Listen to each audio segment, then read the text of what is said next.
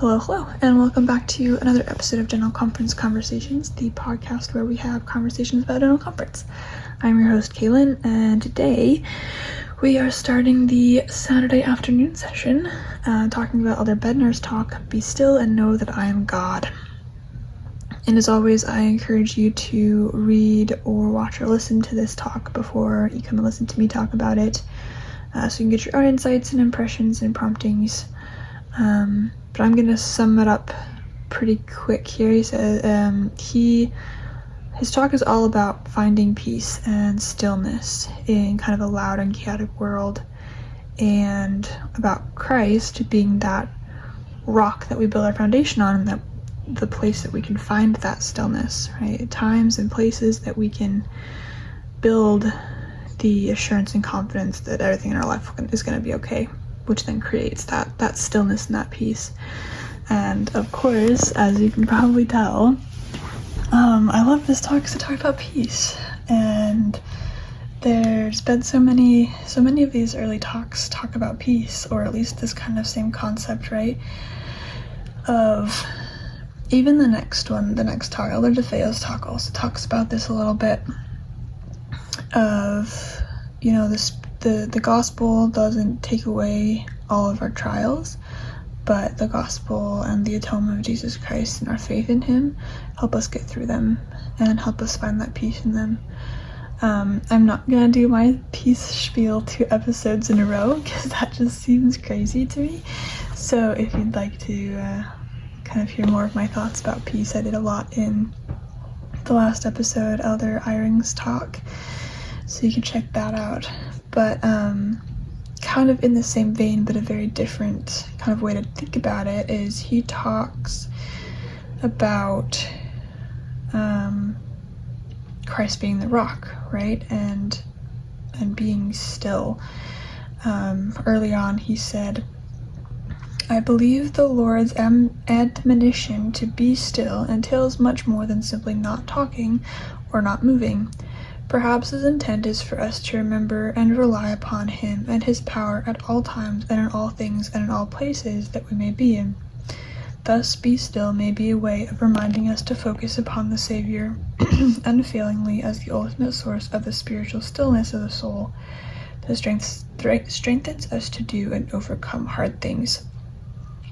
And a little bit after this, he quotes Helaman 5:12, which is about that upon the rock of your Redeemer that you should build your foundation, right? That even when the storms come in, you will not be blown away.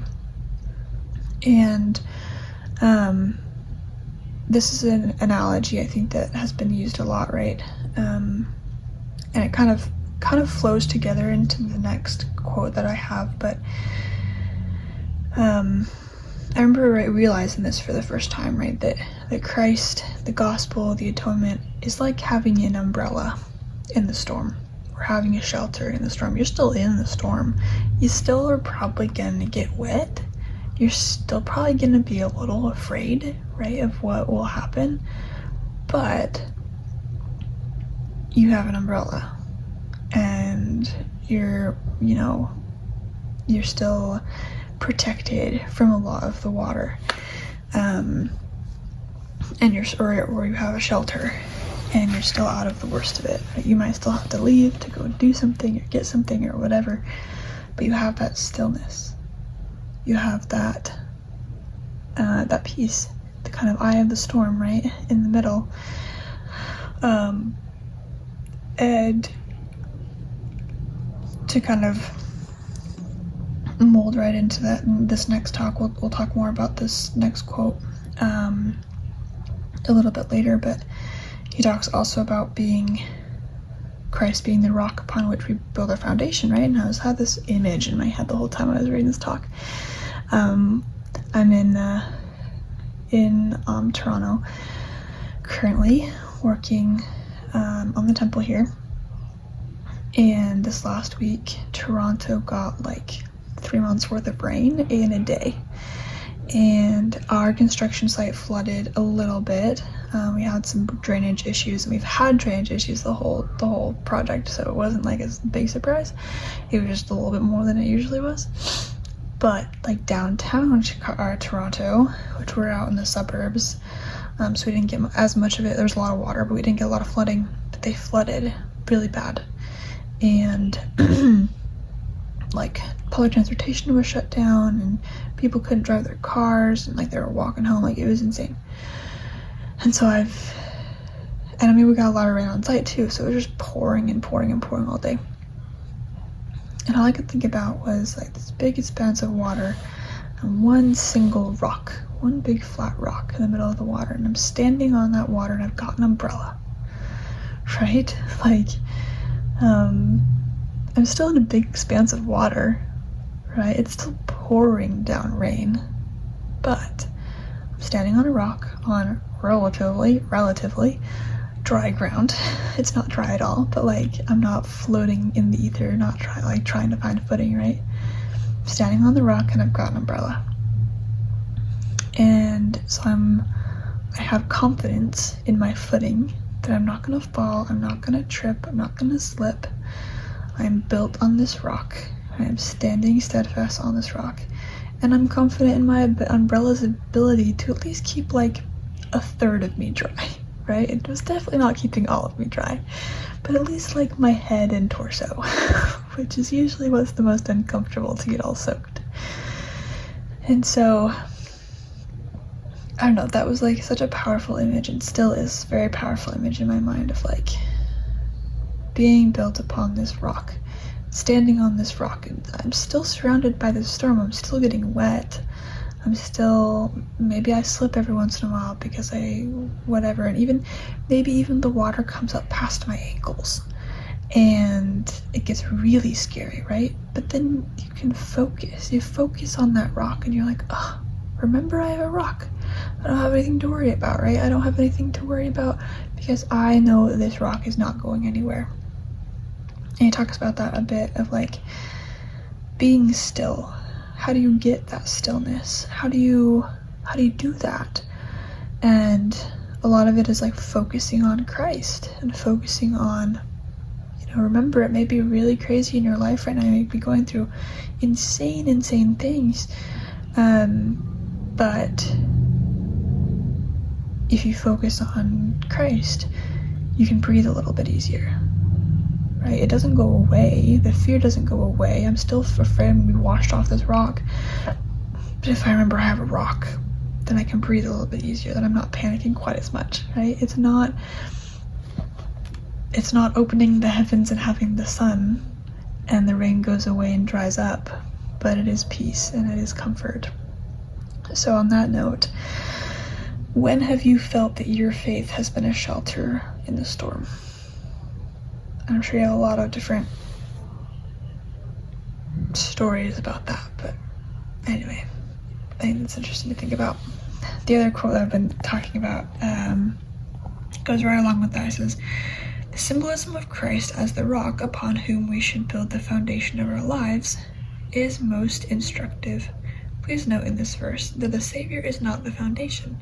Rather, we are admonished to build our personal spiritual foundation upon him." And I had to read this. I was reading this in like sacrament meeting, right? During church. And I had to read this paragraph 5 times. Because I was like, what do you mean the Savior is not the foundation? Of course the Savior is the foundation. What are you talking about, right? He's the foundation of the beliefs. He's the foundation of the gospel of our church and like all the stuff. And like the second sentence was just not making sense. I was like, you're contradicting yourself, right? The Savior's not the foundation, but we have to build our faith upon Christ, which means he's the foundation. And so I finally got it. I was like, oh, he's not the foundation. He's the rock that we're building our foundation on. And it took me a hot minute to figure this out. And then it blew my mind. And I don't know if I just never realized this before. I don't think I really ever put these dots together. Like, I knew that, like, logically. I'm like, oh, well, duh. He doesn't say that the Savior's the rock, or the foundation. He says that he's the rock. And so, duh, it makes sense that he's not the rock. I was just like, how have I never picked this up before? I don't understand. And he goes on to talk about foundations in construction. And you have to go down to bedrock. You often dig very far into the ground to find the strongest bit of earth to then anchor your foundation into, so then your building is less likely to fall over. It's the whole wise man built his house upon a rock, right? If you build it on sand, it's gonna just get washed away. You think about that, you set a rock on rocks, this is pretty good. But you set it on sand, it's either sinking into the sand or it's being washed away by the waves, right? And so, of course, now I have some construction experience. I'm more on the admin management side of things, so I haven't like built a building or anything, but I've done some work with concrete, and it's the same thing. Either you dig down far enough, like if it's something that, like we're building a structure right now, right? It's a foundation, we have to build foundation walls. And so we dug down a good 8-10 feet to find the old foundation and what they built the foundation on, which is bedrock. So that we can tie into that. We level it out with more rock and we pack it in. And if you're pouring concrete, if it doesn't need to be like structural, like we poured sidewalks or concrete slabs, even then you dig down a couple extra inches and you layer crush or gravel and you pack the gravel in, so it's rock and it's solid. And so same thing, it's level, it's solid, and so your sidewalk isn't gonna crack because it moves, or then it's not gonna slide away because it's just on dirt. And so anyway, this the different way of thinking about this just absolutely blew my mind.